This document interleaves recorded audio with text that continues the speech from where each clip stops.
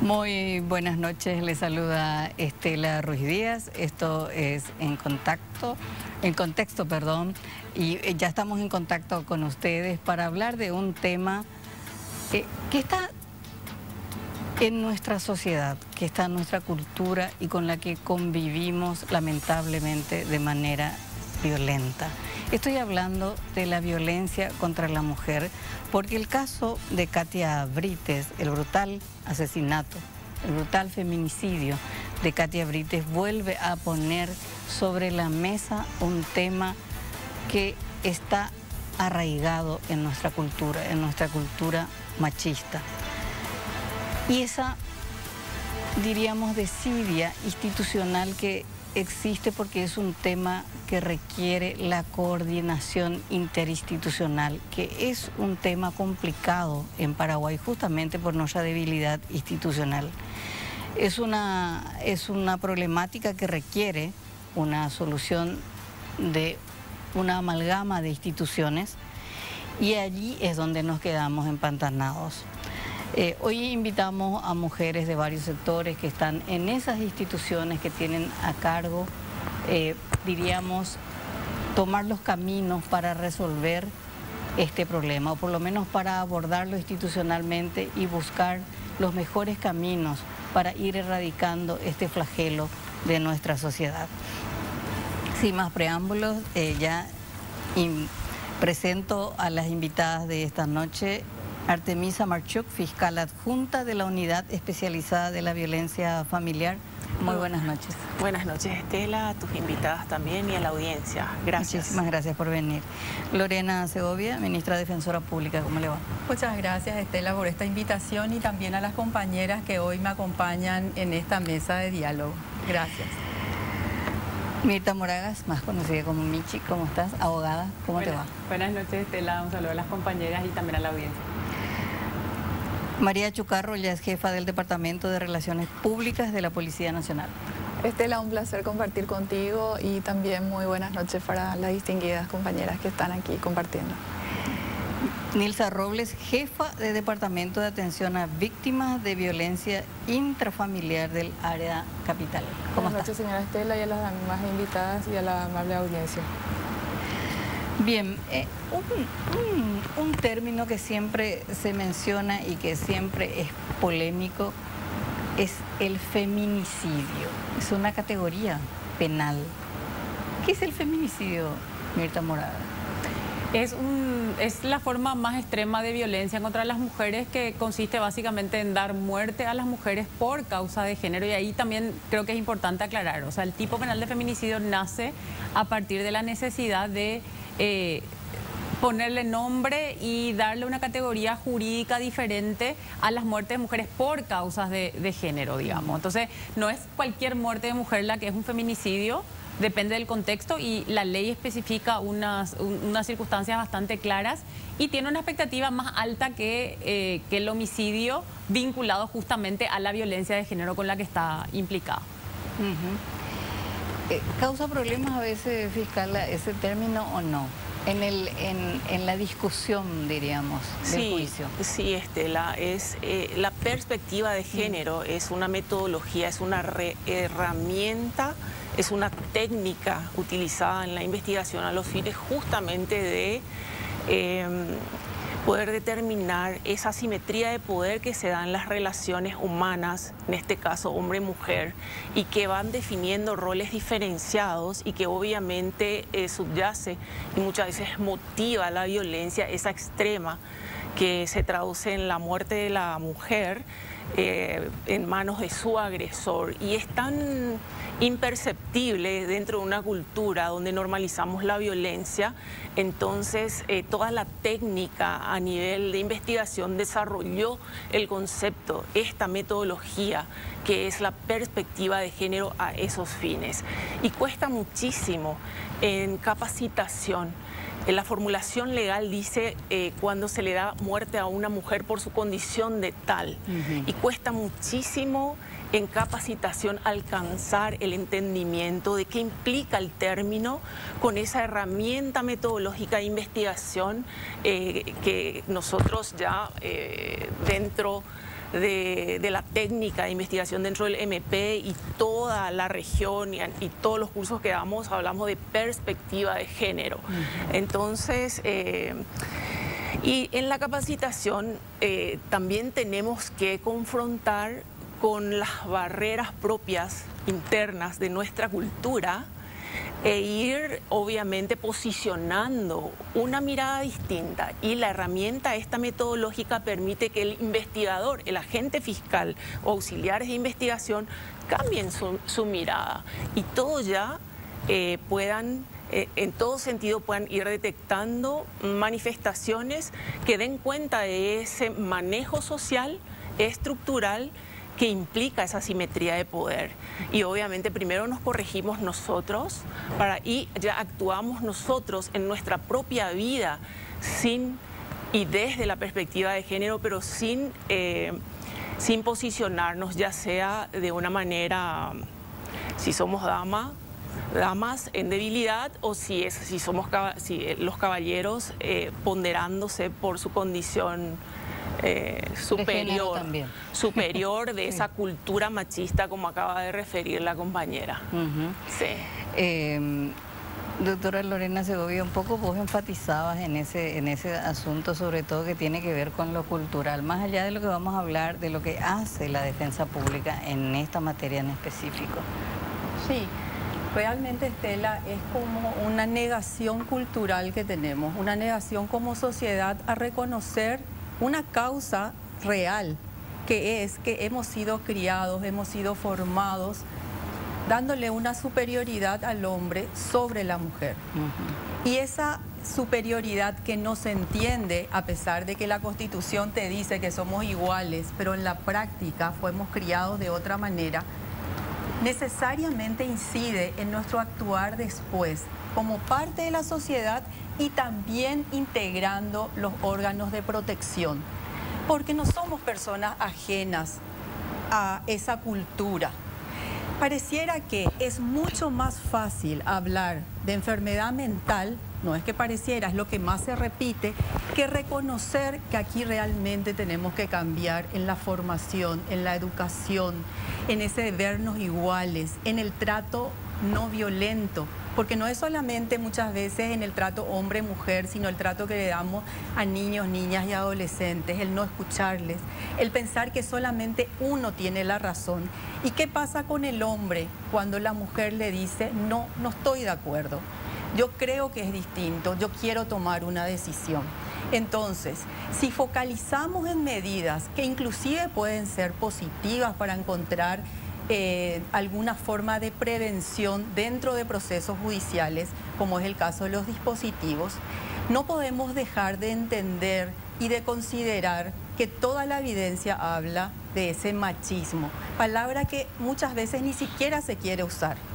Pero quiero contar de que en el 2017 se lanzó una investigación de GIZ, también por el Ministerio de la Mujer, que daba cuenta de que el Estado, la parte gubernamental, había invertido 5,5 millones de dólares aproximadamente en todo lo que hace a violencia contra la mujer. Pero de ese 5,5 millones de dólares, solamente 0,17% estaba destinado a la prevención. Aun cuando digamos que es más o que es menos, realmente la forma de atacar este problema es reconociendo las causas, porque si no admitimos el machismo, esa situación de vulnerabilidad en la cual se sigue encontrando la mujer, no vamos a avanzar. Y sumo y cierro con esto, en que, como bien lo señaló la doctora Artemisa, nosotros no somos ajenos a esto. O sea, los defensores, defensoras, fiscales, policías, fiscales, jueces, juezas, no estamos ajenos a esa formación. Entonces, ¿qué es lo que está pasando dentro de los procesos? ¿Estamos priorizando los hechos de violencia O tal vez, como ocurre, decimos no, yo tengo tantos casos de otros hechos punibles mucho más graves, como si esto no fuera suficientemente grave. Y ese enfoque de capacitación que habla la doctora Artemisa, con la cual yo coincido plenamente, nos lleva a la necesidad, a los operadores del sistema de justicia, a ir mucho más allá de la norma. No es suficiente saber el artículo ni la convención. Significa realmente que tenemos que deconstruir toda nuestra formación y entender que la violencia, ese daño que ocasionamos, ocasiona un daño no solamente a la mujer, que ya es de por sí importante, porque somos mujeres y tenemos derecho a ser tratadas con dignidad y a vivir una vida sin violencia, sino que afecta a la sociedad y también hasta la economía. 1.450 millones de dólares es la estimación que hizo este informe de GIZ de lo que a la economía paraguaya le afecta la violencia. O sea que si la violencia contra la mujer no se prioriza por el solo hecho de respetar la Constitución y garantizar la dignidad humana, hasta en términos económicos no le conviene al país. Con lo cual tenemos que tomar medidas que además de que exista un procedimiento, una ley regulatoria, pasa también por la formación en las escuelas, pasa por la decisión de los operadores del sistema de justicia de priorizar la atención de los casos de violencia y de entender que nada puede ser minimizado, porque muchas veces pasa, y lo van a decir las colegas, que la calificación de feminicidio no siempre es la con la cual se caratula.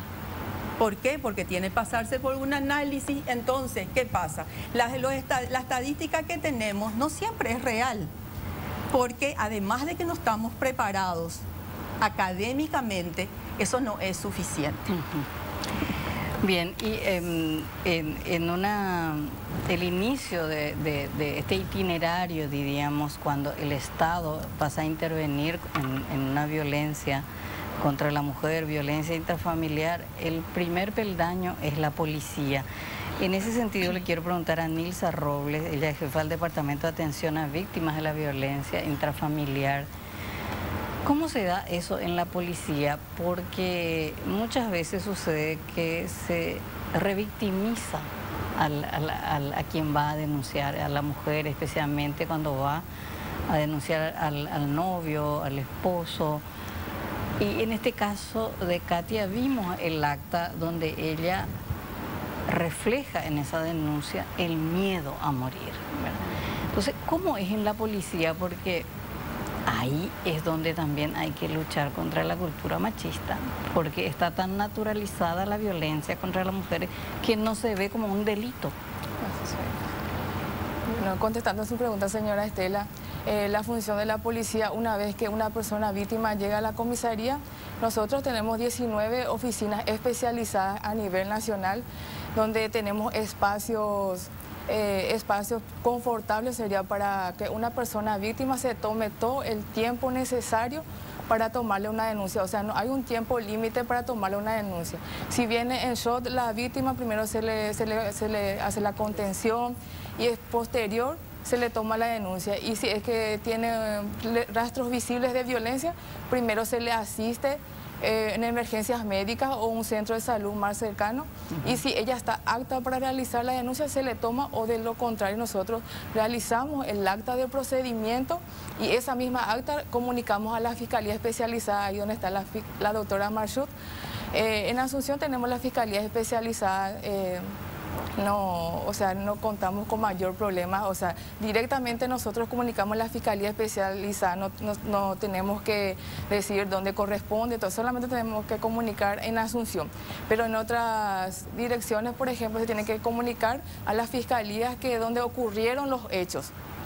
Nosotros tomamos la denuncia y en el momento, una vez que se le tome toda la denuncia, se le da la transcripción de la denuncia a la persona víctima y inmediatamente nosotros comunicamos esa denuncia a través vía WhatsApp al defensor público y a la psicóloga del Ministerio de la Mujer. Y a la par ya comunicamos también al juez de paz para tomar las medidas correspondientes, y así también la Fiscalía para la intervención. Ahí diríamos termina el rol de la policía. El rol de la policía. Ya queda en manos de la Fiscalía, de la Defensa Pública. En caso que necesite la víctima que se la acompañe, por ejemplo, en esos lugares, para la justicia se la acompaña también. De repente ellos no pueden ir, todas esas cosas. La policía acompaña también esos casos. También tomamos casos de abuso sexual, también tomamos casos y nosotros le llamamos al fiscal que esté de turno y se apersonan hasta las comisarías y se le deriva a las personas víctimas a clínica forense para la inspección ginecológica correspondiente. Y María, ¿cómo ves, diríamos, la evolución dentro de la policía en lo que hace a la violencia intrafamiliar, que mayormente es la violencia contra la mujer, ¿verdad? Bueno, realmente la institución policial ha evolucionado bastante, en especial con la presencia de la mujer desde el año 1992, en que aparecen las primeras oficiales egresadas las primeras cadetes presentándose en el 2092, ¿verdad? En el 94 egresan las mujeres y se inicia una nueva etapa dentro de la institución policial. Y en lo que se refiere al área de violencia intrafamiliar, la Policía Nacional no ha estado ajeno a todo lo que el Estado ha hecho, ha realizado hasta este entonces. Es así que tenemos, por resolución de la comandancia, por supuesto también respetando la ley 5777, que es la que habla sobre el tema de la violencia intrafamiliar, que todas las comisarías del país deben tomar las denuncias, ya sea, no necesariamente tienen que ir a esas unidades especializadas, el área de violencia, sino que deben ser tomadas en cualquier lugar. En el lugar donde la persona se sienta cómoda y vaya hasta la comisaría, tiene que ser tomadas las denuncias. Hay una resolución de la comandancia, aquella comisaría o aquel personal que no realice eso tiene también, puede ser pasible de sanción, aparte de la omisión de auxilio que el propio código reza, ¿verdad? Y también, aparte de, creo que la Policía Nacional es la que prácticamente siempre es el paño de lágrima de muchas víctimas, ¿verdad?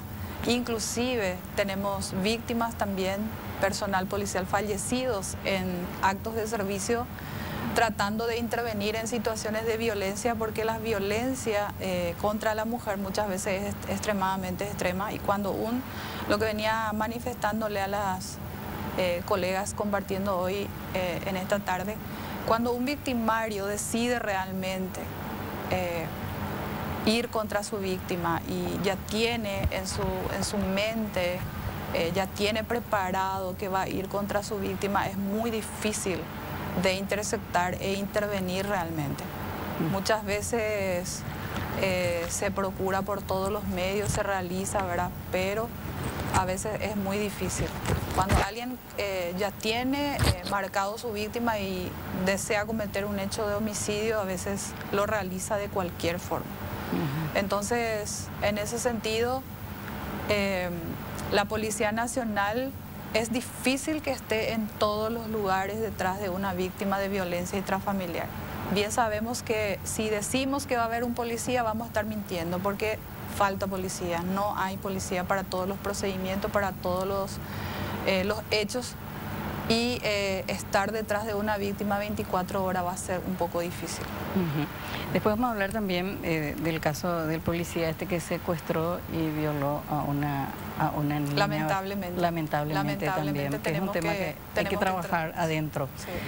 Sí. Mirta Moragas, se dice que en el caso Katia, el Estado le falló a Katia. ¿Podemos hablar de ese tema, explicar por qué? Y ahí quiero hablar con la fiscal Artemisa Marchuk, porque aparentemente hay falencias graves desde la Fiscalía con el caso Katia. Pero vamos a explicarle a nuestros televidentes por qué el Estado le falló a Katia. Bueno, Katia hizo todo lo que el Estado nos dice a las mujeres que pasamos por una situación de violencia, que hagamos, que denunciemos, que nos alejemos del agresor, que pidamos medidas de protección, que hagamos denuncias penales, que activemos todos los mecanismos. De hecho, hace varios años ya que una de las consignas del Ministerio de la Mujer es Metete, que también llama a que la gente deje de ignorar los casos de violencia. Eso es de alguna manera positivo. El gran problema del Estado paraguayo es un poco lo que la doctora Lorena hablaba, esto del machismo y de la falta de comprensión de los temas de género. ¿Cómo se traducen? Se traducen en la práctica en la actitud de quienes operan en el sistema de justicia. Y yo ahí quiero ser muy clara porque están saliendo muchas ideas de protocolos, de leyes, etcétera. Paraguay no tiene un problema legal, Paraguay tiene un problema de actitud fundamentalmente, ¿verdad? Y nosotras en el consultorio jurídico feminista más o menos recibimos alrededor de 100 consultas por mes, más o menos de esas 180 tienen que ver con violencia.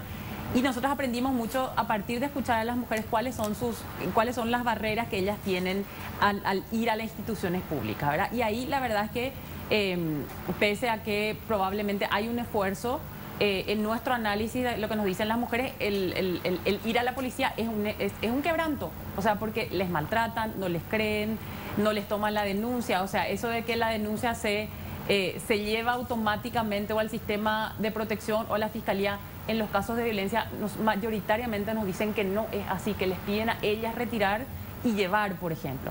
Después llegan al juzgado de paz y en los juzgados de paz pasan muchas cosas. Les piden requisitos que la ley no exige, entre otras cosas, a veces les piden denuncias policiales, que eso la ley, que es ilegal, digamos, porque la ley lo que dice es que los mecanismos de entrada son el Poder Judicial para el mecanismo de protección, ¿verdad? En el juzgado de paz o la Policía Nacional o si hubiera una inspección médica, incluso los centros de salud. Es O, no es I.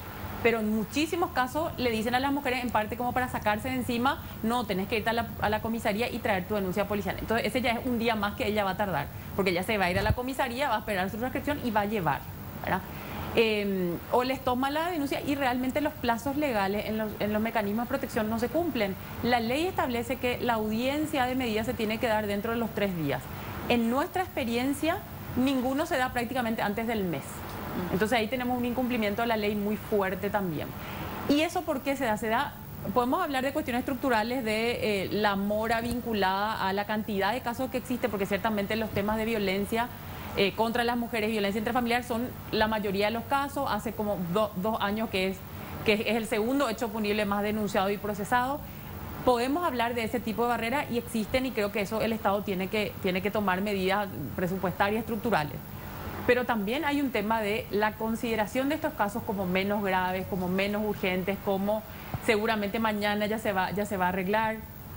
Entonces, ¿para qué yo voy a apurar la urgencia de la medida de protección, etcétera? Entonces, hay un tema que tiene que ver mucho, y un poco la fiscala decía esto también, ¿verdad? O sea, esa capacitación no es nomás entender la ley, es comprender que detrás de esa ley digamos, la ley lo que hace es asume la desigualdad de género y asume un contexto machista que es el que genera la violencia. Pero hay una reticencia muy grande y es actitudinal, o sea, y yo valoro mucho esfuerzo institucional y eso yo creo que no está en duda. El problema es que en el día a día y en el concreto hay muchos operadores y operadoras que realmente creen que estos temas son menores, y esa suma de operador tras operador con cositas pequeñas termina sumando una negligencia muy grande en el conjunto, digamos. Probablemente, si empezamos a mirar, y yo ya vi que el Jurado de Enjuiciamiento de Magistrados pidió los antecedentes del expediente para deslindar responsabilidades, probablemente no hay una sola falla grave, probablemente encontremos fallas, digamos, no tan graves de todas las instituciones que en el conjunto terminan derivando en la falla del sistema, ¿verdad? O sea, en la falta de protección y en la falta de continuación del proceso penal, en el caso de la persecución penal o en el proceso de las medidas de protección, ¿verdad? Y ciertamente, y eso es muy claro, prácticamente hay una incapacidad de controlar las prisiones domiciliarias. Realmente, o sea, y no es solamente en los casos de violencia. Claro, entonces, ¿qué hacemos? Ahí hay muchas cosas más que tienen que hacerse para poder cambiar. Fiscala, en ese punto, ¿usted está contenta con con lo que hizo la Fiscalía en el caso Katia? ¿Hay negligencia, no hay negligencia? ¿Cómo usted está viendo eso? Bueno, definitivamente, Estela, tengo que aclarar que yo no he visto el expediente. El expediente está a cargo, o sea, tiene competencia la fiscal de Lambaré, que no está a cargo de esta Fiscalía Adjunta. Yo me encargo de la Fiscalía Adjunta de la Unidad Especializada de Violencia Familiar, Asunción. Entonces, este hecho ocurrió con la señorita Katia en Lambaré. No he visto el expediente. Yo entiendo porque hoy supe de que la fiscal había requerido prisión preventiva para el denunciado. Sin embargo, se le dio el arresto domiciliario. La valoración de la pertinencia, no obstante la solicitud del fiscal y el fundamento que otorga el fiscal al juzgado, juez penal de garantías, de por qué es pertinente la prisión preventiva, no olvidemos que siempre hay una defensa que está allí nomás, que está dando justificaciones en contra del por qué cree que no procede la prisión preventiva y por qué tendría que operar una salida, o sea, perdón, una medida alternativa a la prisión preventiva, una menos gravosa. Como en este caso, el juez entendió muy bien que había riesgo y obviamente le dio no la medida más grave, la más adecuada que hubiera sido, que es la que requirió la fiscal, sino la que obviamente la defensa habrá propuesto, y le dio el arresto domiciliario. Entonces, las valoraciones y la decisión es del Poder Judicial. Ahora, yo estoy también con lo que decía aquí la referente de la policía, de que existe, digamos, cómo adelantarnos a determinar si efectivamente el hecho que hoy denuncia una víctima estaría, digamos, suscitando en la voluntad tal vez del autor, o que ya tiene la voluntad a futuro, próximo o lejano, de dar muerte a su víctima. Entonces es un tanto difícil porque el sistema penal lo que evalúa y valora aún a inicio del proceso es un hecho pasado o presente susceptible a la prueba.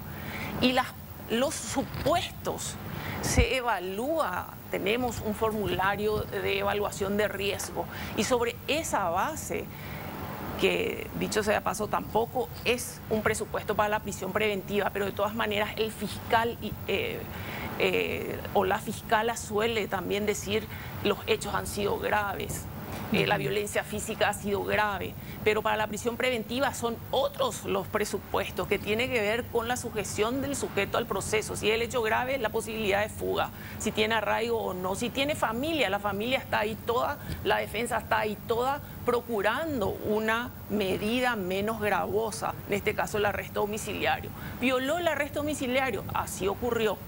El sistema de monitoreo del cumplimiento del arresto domiciliario es insuficiente, es inadecuado, parece que no existe luego, porque muy bien sabemos, si sacamos número nada más de la cantidad de efectivos policiales que están en la calle respecto a la cantidad de medidas que deben de cubrir en sistema siquiera aleatorio, obviamente es insuficiente, imposible. Entonces, como yo decía y evaluaba, ni la familia del agresor, que jamás hubiera querido y de haber percibido, estoy segura, hubiera hecho lo imposible para evitar que su hijo cometa semejante aberración y prácticamente acabe con su vida productiva con este hecho, que obviamente va a ser juzgado, vamos a ver si es condenado, pero si acaso fuere, acusaría una pena privativa de libertad entre 10 a 30 años, más medidas de seguridad, si acaso algún estudio psicológico pudiera dar cuenta de que merece más tiempo. Entonces, ni la familia del joven, ni el sistema de monitoreo de arresto domiciliario, ni los que estaban en la calle allí con la señorita han podido, como decía la oficial, interceptar la determinación del autor agresor de ir contra la víctima. Además, violentó el rodado, robó el rodado de su amigo. Ni siquiera su amigo pudo percibir la finalidad del agresor.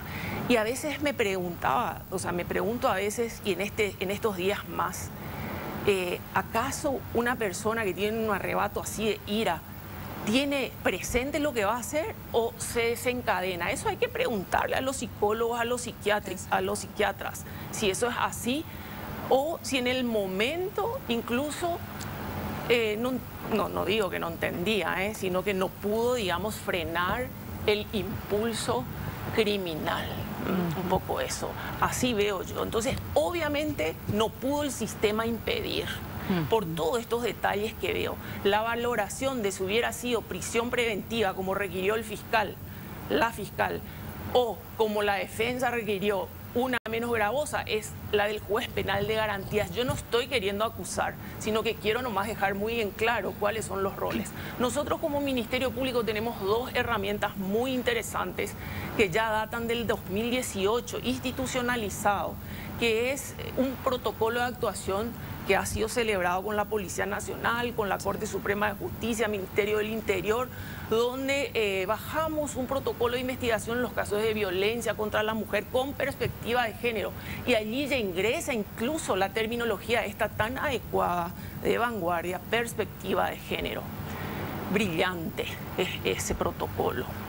En el sentido, tenemos un formulario de evaluación de riesgo. Ahora, como decíamos, yo ya dije y también repitió la compañera de mesa, internalizar eso, tener una actitud adecuada, etcétera, etcétera, obviamente merece tiempo, ¿verdad? Ok, luego también tenemos ahora el quinquenio anterior, nuevito está, por resolución instituyó el protocolo de femicidio, que fue una propuesta bajada desde que nosotros trabajamos de la Asociación Iberoamericana de Ministerios Públicos, red especializada en género. Hicimos, la fiscal general anterior conformó un equipo de trabajo intersectorial dentro del Ministerio Público para analizar cuáles serían los ajustes que, como proponía este mecanismo, Asociación Iberoamericana de Ministerios Públicos, donde yo represento a mi institución, Ministerio Público, sugería ajustar a la cultura, a la norma jurídica, país, así de respetuosos son. Y este Ministerio Público Paraguay, podemos decir, en cuanto a las herramientas, podemos estar orgullosos. Sí. Tenemos un protocolo de investigación con perspectiva de género para los casos de violencia contra la mujer en el ámbito familiar y tenemos un protocolo de femicidio, ¿verdad? Obviamente la capacitación merece más tiempo y también la coordinación interinstitucional también merece más tiempo y el entendimiento en cuanto a la valoración que pueda tener el juez respecto al riesgo y los argumentos que presenta el fiscal o la fiscal en los casos de violencia familiar cuando pide prisión es porque hay un nivel de riesgo altísimo por el hecho grave, peligro de fuga quizás, etcétera, etcétera. Pero no olvidemos nunca que está la defensa también, claro, ya sea la pública o ya sea la defensa privada peleando por una medida menos gravosa. Esa es la situación. Doctora Lorena Segovia, para un poco cerrar nomás el caso Katia y esto de que ella cumplió los pasos que debe cumplir cualquier mujer, ¿usted cómo vio el comportamiento de la Fiscalía y del juez? Bueno, un poco a partir de lo que se dijo. Puedo hacer una impresión general de la situación del proceso, pero también tengo que decir de que hay un defensor público en este momento interviniendo en la causa por el agresor, por la persona que está imputada por esta causa. Entonces no me permito realizar tantas puntualizaciones, pero sí quiero decir algo respecto a los procesos o los casos de violencia contra las mujeres, porque nosotros en la defensa pública, además de poder defenderle al acusado, también somos defensores de la víctima. Por eso tenemos defensoría especializada en violencia contra las mujeres. Y una de las características que se tiene que dar en los casos de violencia, si bien en todos los procesos, pero aún más en la violencia, es la celeridad del proceso. Esa celeridad del proceso debe ser en base a la priorización del del análisis del caso. Tiene que actuar rápidamente el Ministerio Público, tiene que actuar rápidamente el Poder Judicial, y si hubiera algún defensor especializado por la víctima, también requerir medidas oportunas, instar, urgir, porque no se puede dilatar en el tiempo, por lo mismo que estábamos diciendo, por el riesgo latente. La ley establece que inclusive cuando estamos en una instancia del juzgado de paz, el juez, además de dictar una medida de protección que no debe ser estandarizada, sino que tiene que ser al caso concreto, también al momento de ratificar estas medidas, puede disponer medidas de seguimiento respecto a cómo se va comportando el agresor. Es por eso que se tiene que poder prever ciertas situaciones. Pero si una vez otorgada la medida cautelar de protección en el juzgado de paz, posteriormente no se hace un seguimiento del agresor y esa medida posteriormente se levanta por el transcurso del tiempo, porque puede darse por un tiempo, nuevamente van a volver a ocurrir los casos. Entonces, una cosa que señalo es el tiempo desde la denuncia hasta el hecho. Entonces, me pueden decir, bueno, este es el tiempo normal, así nomás luego es la justicia paraguaya, tarda nomás luego para llegar a una preliminar y después un juicio oral. Pero en el caso de violencia contra las mujeres, sabiendo que estamos en una situación pandémica, porque tenemos mujeres, más de 200 mujeres, que han sido sus causas tipificadas o calificadas como feminicidio, lo que no significa que sean los únicos hechos de feminicidio. Claro.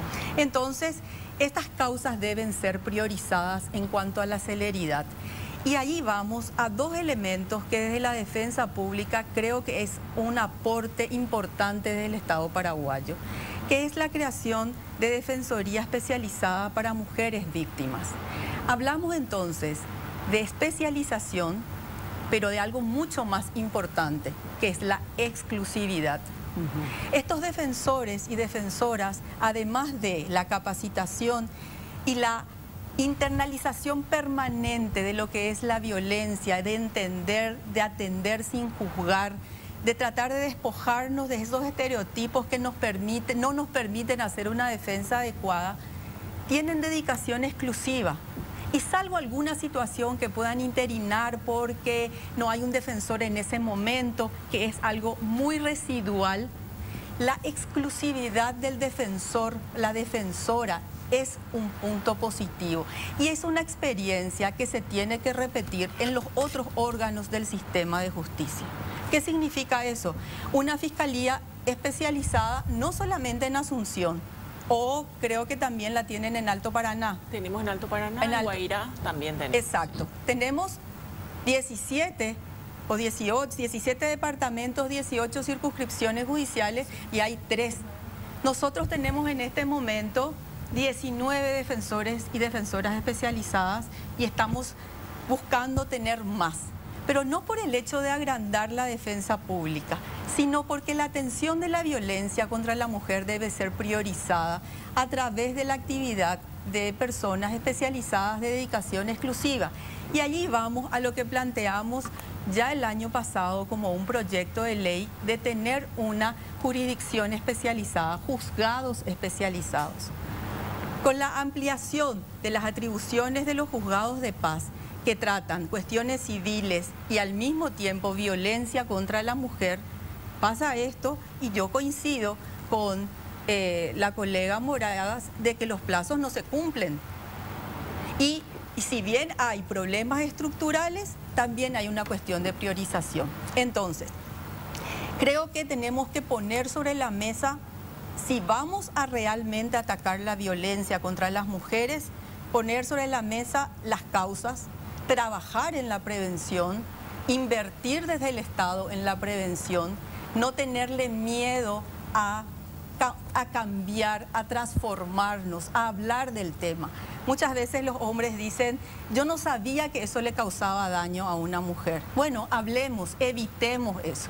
La violencia psicológica es la razón de mayor denuncia de violencia que nosotros atendemos en la defensa pública.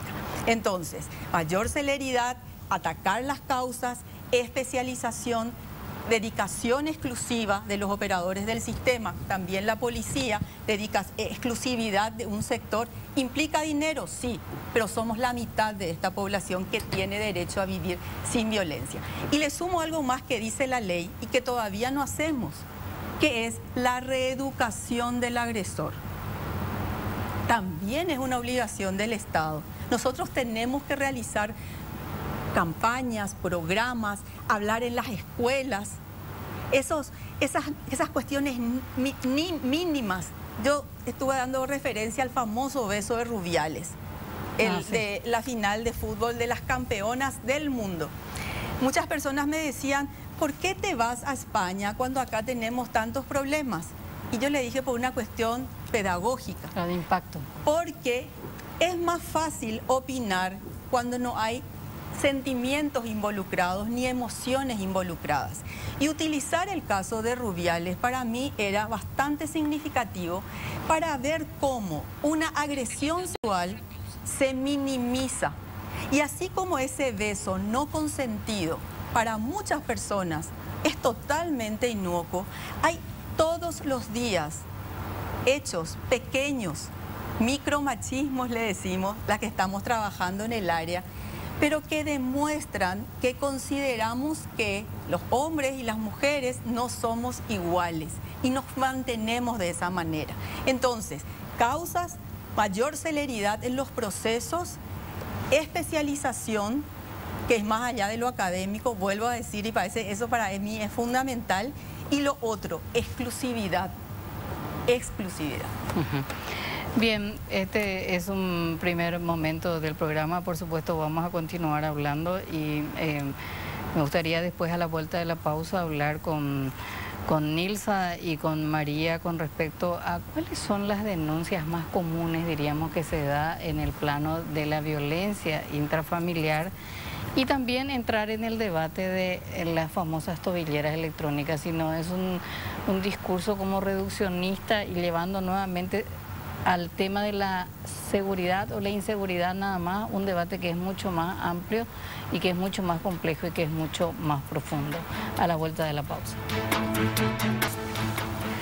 Bien, seguimos aquí en Contexto hablando sobre la violencia contra la mujer con nuestras invitadas Artemisa Marchuk, ella es fiscal adjunta de la Unidad Especializada de la Violencia Familiar, la ministra Defensora Pública Lorena Segovia, Nilsa Robles, jefa del Departamento de Atención a Víctimas de Violencia Intrafamiliar de la Policía, así como María Chucarro, jefa del Departamento de Relaciones Públicas, y Mirta Moragas, abogada también del Consultorio Feminista.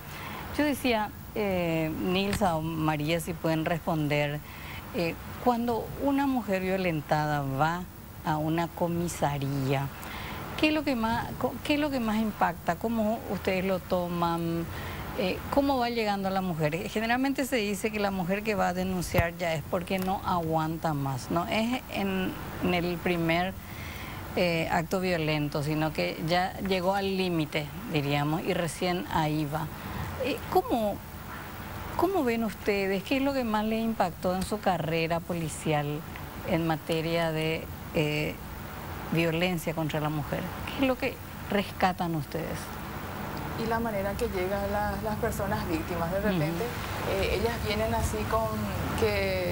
así, que están fuertes así, pero después una vez nosotros hablándole, ellas empiezan a desahogarse, lloran, y entonces nosotros ahí le hacemos la contención a las víctimas, les damos a tomar agua, hacemos que se tranquilice porque ellas se desahogan y después ahí parece que están tranquilas. Pero siempre no es que en la primera ya se van, siempre es que ya es un hecho que hacía años ya. Normalmente la denuncia es esa, ¿verdad? Que no es la primera que denuncia y normalmente las agresiones, los hechos más relevantes son los maltratos verbales, psicológicos, agresiones físicas Y también abuso sexual también se da también en el ámbito familiar, no porque sea su esposo, sí o sí tiene que ser sometida. Si el que no, ella, si su consentimiento es un abuso, sería una coacción ya, si es que la fiscal me...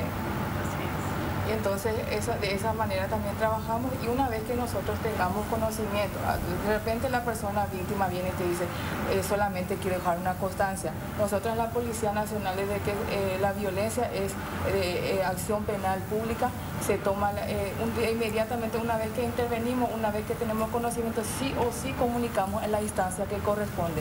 Por más que ella no quiera hacer la denuncia, nosotros tomamos el caso, hacemos el acta de procedimiento e igual se comunica donde corresponde para las medidas pertinentes. Es importante resaltar también de que realmente una persona que sufre violencia es una persona enferma, y cuando esa persona enferma no es tratada, solamente va a prisión. Yo he compartido muchos, digamos, he visto a muchos violentadores de violencia intrafamiliar pasando por el departamento judicial un poco antes de pasar a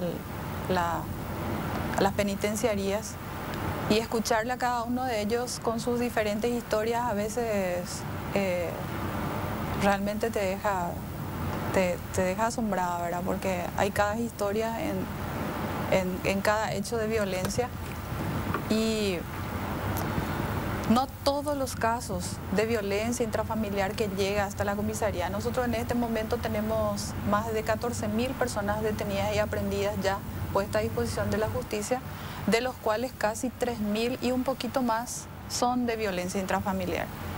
La doctora estaba manifestando que más de 2.000 están judicializadas, y las demás, ya que nosotros también tenemos más de 3.000 ya denuncias, significa que algunas volvieron a retirar. Es muy difícil para la víctima realmente llegar a ese proceso de romper y ir a hacer la denuncia.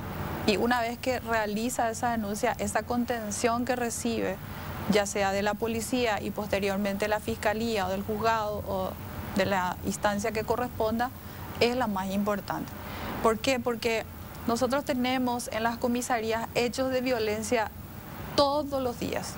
Todos los días tenemos hechos de violencia, y lastimosamente en este año 2022-2023 se está agudizando el tema de violencia, porque nadie ya no es tolerante.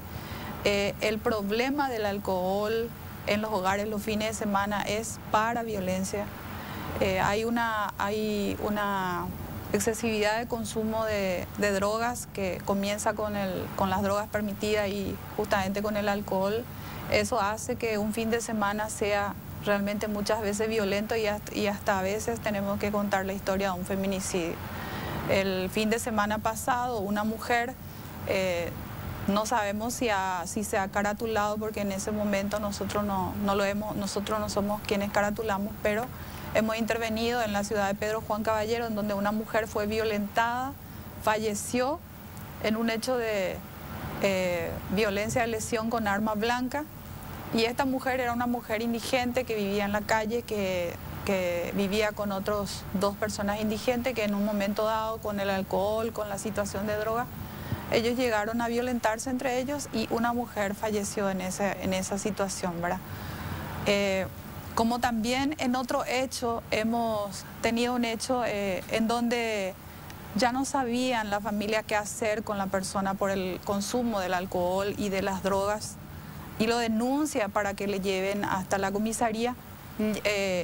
Llama hasta el sistema 911, pero ¿qué pasa? Se necesita una denuncia escrita para pasar a la fiscalía, y para que la fiscalía también intervenga y lo deje a esa persona detenida, o que pueda quedarse 24 horas por lo menos. ¿Y qué pasó con esta persona? Ninguna de su familia quisieron hacer la denuncia, solamente querían que llegue hasta la comisaría. ¿Y esta persona qué hizo? Una vez en el lugar y comunicado a la fiscalía, incendió el colchón en el calabozo, y volvió a incidentarse a sí mismo, y inclusive esta persona llegó hasta el hospital y posteriormente falleció. Son situaciones muy difíciles también que nosotros como policías pasamos en las instituciones, porque no es fácil hacer procedimiento en referencia a violencia intrafamiliar. Las causas son varias porque sabemos que existe la parte económica, la parte cultural, la parte social. Claro, ¿cuántos niños huérfanos quedan después de Realmente, hay muchísimos, sí. Terrible. Ahora se generó un debate un poco, obviamente, el caso Katia fue como el catalizador de plantear el tema de la tobillera electrónica y temo que el debate quede en la cuestión seguridad. Mirta Moragas, ¿qué opinas de eso? Porque obviamente, como nos dicen acá las Nilsa y María, no hay suficientes policías para estar vigilando a cada agresor, ¿verdad? Y además no solamente es una parte nada más de la infinidad de delitos que existen y de delincuentes que existen, ¿verdad? Entonces, ¿es una herramienta que puede contribuir a la prevención? Podría llegar a ser una herramienta, pero depende de un montón de factores y además tiene que haber un contexto en el que se aplique adecuadamente también, ¿verdad? Yo igual quiero resaltar que la ley es del año 2017, que tuvo una modificación en el 2019 y las instituciones del Poder Ejecutivo no se ponían de acuerdo en quién se iba a hacer cargo. O sea, tardaron años y tuvo que morir Katia para que mágicamente aparezca el consenso en el Poder Ejecutivo y tomen la decisión de avanzar, digamos, con la implementación, ¿verdad? Queda por ver muchas cosas, cuál es el sistema que se va a elegir, porque las tobilleras tienen diferentes tipos de sistemas de aplicación. Hay algunas que generan una especie de botón de pánico para con la víctima, hay otros que envían un aviso a una central que tiene que intervenir, hay algunos que se paga el Estado, otros paga el agresor. O sea, hay un montón de situaciones que todavía no están claras, no están establecidas y eso puede crear diferentes tipos de situaciones. O sea, por ejemplo, si solamente quien puede pagar una tobillera va a tener, ahí se va a crear otra situación de desigualdad. Si eso va a una central y quienes estén a cargo de eso no actúan diligentemente, no va a servir para nada la tobillera si la idea es que impida una situación de emergencia.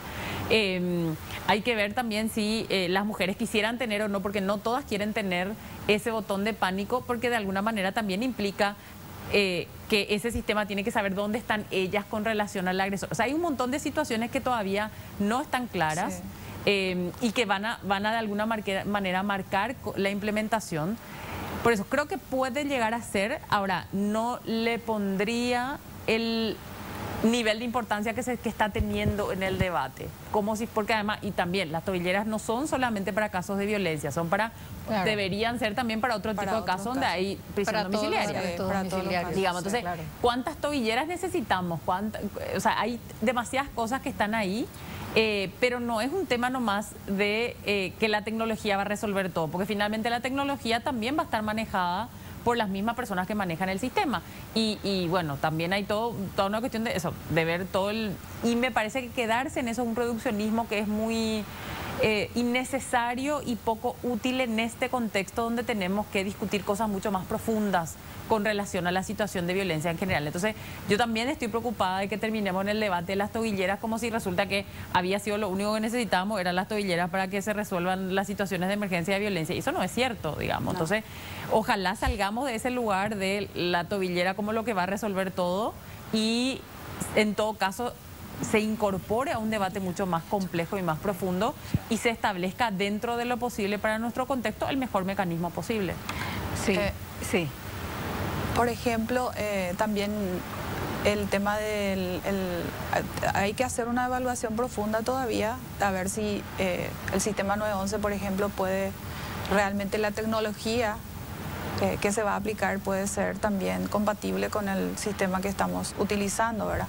Aparte de eso, en Central es donde tenemos mayor situaciones de procedimientos de denuncias en el área de las ciudades de Central, ¿verdad? Asunción es menos. Y como usted mismo está manifestando, ¿verdad? Que no solamente se utilizaría para el hecho de violencia, ¿verdad? Claro. Porque hay muchísimo arresto domiciliario por diferentes hechos. ¿Puedo hacer una visualización?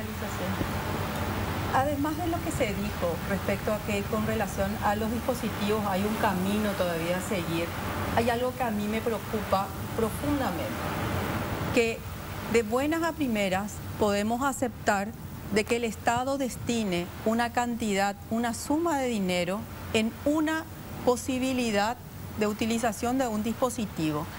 Pero, ¿cuánto va a invertir el Estado en esto que estamos hablando de socializar, de verificar, de admitir que las causas de la violencia están en ese relacionamiento asimétrico, de desprecio o de humillación en la cual vive la mujer desde que somos educados desde niños y niñas? O sea que cualquier decisión que se tome que signifique una inversión de parte del Estado, que puede ser inclusive positiva, porque evidentemente hasta podría privilegiarse los dispositivos solamente para el caso de violencia, podría ser no otro hecho punible. Lo que preocupa desde la defensa pública es que no esté en el mismo nivel, primero, admitir la causa. Porque si entre todos los organismos estatales y la sociedad seguimos sosteniendo que en algunos casos la violencia contra la mujer proviene de la vida, de que el agresor está pasando por una enfermedad, por una discapacidad psicosocial, entonces desde el vamos ya no estamos de acuerdo. Si nosotros como Estado, y la defensa pública está dentro del Estado, no priorizamos lo que es la prevención, la educación desde el nivel de escuela, así como ahora estamos priorizando la lectura, la lectoescritura, que es fantástico para comprender lo que leemos, de la misma forma la violencia contra la mujer y todas las manifestaciones de violencia, pero hoy contra la mujer, debería ser parte de una agenda prioritaria de prevención, porque ni con todos los dispositivos va a terminar la violencia contra la mujer si en primer lugar no admitimos que esta es la causa y tratamos de disfrazar la causa. Y otra cosa, este problema no se resuelve con una solución simple, porque se trata de un problema complejo. Y a un problema complejo las soluciones son complejas. Entonces, si estamos así, como dice tu programa, y es tan cierto, estamos en contexto, estamos poniendo en contexto un problema, tenemos diferentes aristas. Una de las aristas que para mí, y recalco nuevamente, es que el Estado se ponga firme en determinar la causa de la violencia contra las mujeres. Si dentro del mismo Estado hay voces distintas respecto a cuál es la causa, por supuesto que no vamos a adoptar las medidas más efectivas. Entonces, en una mesa interinstitucional, PREVIM se llama, que está liderado por el Ministerio de la Mujer, donde hace tiempo se habla y se consensuó que la causa de la violencia es el machismo, la violencia contra la mujer. Bueno, entonces, esa afirmación de la mesa es la que tiene que generar las soluciones. Y esa solución se genera a partir de la prevención, aumentar ese 0.17 que dan los datos. Esa es la evidencia con la cual tenemos que manejarnos los que estamos en función pública. Quiere decir que estamos invirtiendo muy poco en prevención. A partir de allí también podemos seguir invirtiendo en lo que es todo el proceso penal y de protección, porque de esa cifra que te dije, del 0.17, para todo el sistema de justicia se invirtió 87.3%. O sea que hoy el Estado paraguayo, cuando habla de violencia contra la mujer, mayoritariamente está invirtiendo en la parte de represión o de protección a través de medidas de protección. Pero no por eso ha disminuido la cantidad de personas que denuncian y hechos de violencia contra la mujer. Entonces, lo que tenemos que hacer es aumentar todo ese trabajo de prevención y ponernos de acuerdo todos los operadores del sistema cuál es la causa. Ahora, yo en ese sentido les pregunto a ustedes, acá dice la doctora Lorena Segovia, dice, hay un consenso político, institucional, de que la violencia contra la mujer tiene raíz en el machismo, en nuestra cultura machista. ¿Ustedes no creen que esa visión esté hoy bajo riesgo? Digo porque como se dieron situaciones con respecto al convenio de la Unión Europea, la palabra género, que es una mala palabra, y porque no se comprende lo que significa perspectiva de género. Y el caso Katia Brites como que modificó eso o recuperó, diríamos, el valor de hacia dónde hay que apuntar, ¿verdad? Y algunos senadores plantearon una ley de emergencia social, dice, ante la ola de violencia contra mujeres, niñas y adolescentes, y establece mecanismos urgentes de prevención, promoviendo cambios culturales a través de talleres, campañas de concienciación, igualdad de género entre el hombre y la mujer. Y bueno, este planteamiento tuvo el apoyo de dos muy polémicos miembros, senadores del Honor Colorado, que ahora cuestionan la palabra género. Pero yo pregunto, todo esto que plantea la ley ya está en la ley 5777. Entonces, lo que temo es que este brutal feminicidio, que se haga simplemente el ruido para posicionarse políticamente, hablar del tema, y luego que otra vez se diluya y que las instituciones sigan ese caminito de tortuga en el que no haya esa cooperación y finalmente no se hagan las cosas como se tienen que hacer. ¿Cómo usted ve eso, fiscal? O sea, ya hay una ley donde plantea un trabajo interinstitucional, donde ya se habla de educación, de cómo hay que combatir todo esto, y ya tiene sus años también. Sí, ¿Hace falta otra ley? Hay que ir ajustando siempre conforme a las distintas circunstancias que van a ir mostrando que hay que ajustar. Pero desde el Ministerio Público yo estoy muy complacida, tengo que decir, porque esa satanización del término género, cuanto menos en los títulos siquiera, ¿verdad? Y además porque nosotros tenemos nuestro protocolo que yo anuncié, también tenemos ya el uso permanente de lo que implica la perspectiva de género en las investigaciones. Además, este nuevo quinquenio extendió el nombre de la Unidad Especializada de Violencia Familiar y de Género. Eso todavía va a tener un tiempo de desarrollo. ¿Qué más implica el término en la visión de este nuevo quinquenio dentro de la Unidad Especializada de Violencia Familiar?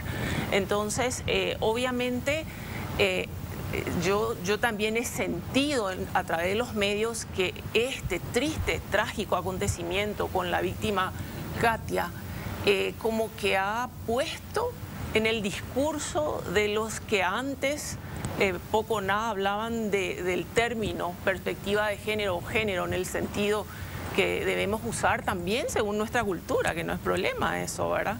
Incluso para este tema de la violencia contra la mujer, veo, digamos que, triste lo que voy a decir, pero este mal terrible ha traído ese detalle en avance. Ahora, puede ser que después caigamos en eso que referís, Estela, de que tal vez se calmen las cosas y que la gente quiera seguir en el... Ahora, desde la academia, desde el Ministerio Público, alta instrucción que tenemos, no tenemos ninguna satanización respecto al término género. Y este quinquenio ha demostrado eso, porque ha renombrado a la unidad con el nombre violencia familiar y de género. Y eso no implica todo lo que vemos y en los discursos varios se han desdibujado, ¿verdad? Con intenciones que uno no puede mencionar, ¿verdad? Pero debe existir algunas intenciones extrañas que ahí no voy a entrar porque no puedo andar suponiendo. Pero nosotros como institución, no, para nada. No cambiaron el rumbo. No. Estamos desde un uso sano, desde una normal. Realidad. Una realidad, género, hombre, mujer, violencia contra la mujer y de género, porque el artículo 229 del Código Penal que nosotros manejamos no solamente involucra a la mujer dentro del ámbito familiar como posible víctima, sino también a todos los miembros, adultos mayores, niños, adolescentes, etcétera. Y entonces, claro, necesitamos más tiempo para seguir dando detalles, pero yo no veo que dentro de mi institución esté satanizado el término género.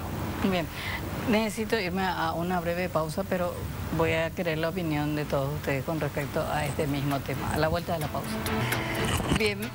Bien, continuamos aquí en Contexto y decía un poco este tema de la perspectiva de género, como que temíamos porque hay como una idea fuerza de este gobierno que asumió que es una mala palabra, que se satanizó. Pero sin embargo, con el caso Katia, como que parece que revieron la situación. ¿Cómo estás viendo esa situación, Mirta Moragas? Yo me estoy tan acostumbrada a decirte Michi, que ¿cómo estás viendo eso? Y lamentablemente estamos llegando al final de nuestro programa y me quedan 7 minutos nada más y tengo que cerrar acá el círculo. La verdad que es un poco una sorpresa ese cambio tan radical. Esperemos que realmente sea el fruto de un cambio de voluntad en un contexto que nos muestra que realmente los temas de género hay que involucrar, hay que incluir y que hay que trabajar en un cambio profundo. Ciertamente esa asunción de la que hablaba la doctora hace rato del Estado paraguayo no está todavía internalizado en todas las instancias. O sea, el tema de educación, por ejemplo, es algo que nunca se tocó. O sea, y todavía está vigente una resolución Riera que prohíbe los temas de género y que en la práctica se está usando para perseguir a docentes que más o menos quieren hablar de estos temas en clase. Entonces, hay un desafío de internalización efectiva y la verdad es que el ámbito de educación ahí es el que para mí tiene que hacer los cambios más profundos. Nilsa. Bueno, hablando de perspectiva de género, por ejemplo, la policía no podemos discriminar. Se toma la denuncia a todas las personas que hayan sido víctimas de una violencia, sea cual fuere. Se le tiene que tomar la denuncia, no discrimina esa palabra, por ejemplo, de género. María. La Policía Nacional es una institución que ha cambiado y seguirá cambiando. Entonces, estamos abiertos a todo lo que el Estado quiera interactuar y trabajar en una mesa interinstitucional con todas las instituciones. Siempre lo hemos hecho y otra vez nuevamente nosotros quedamos,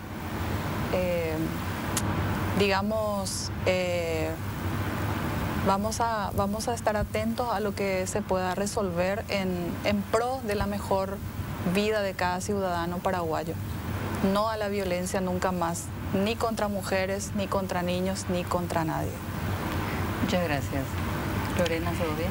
Y veo como un paso importante y es la oportunidad de que sigamos conversando, inclusive aquellas personas que no estamos de acuerdo sobre ciertas situaciones.